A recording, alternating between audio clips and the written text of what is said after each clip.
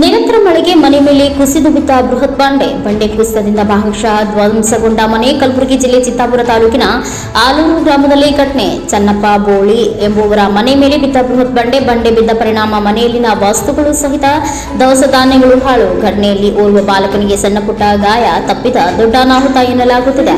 ಮಲ್ಲಿಕಾರ್ಜುನ್ ಸಂಗೊಳ್ಳಿಗೆ, NKS TV4 news, Kalaburagi.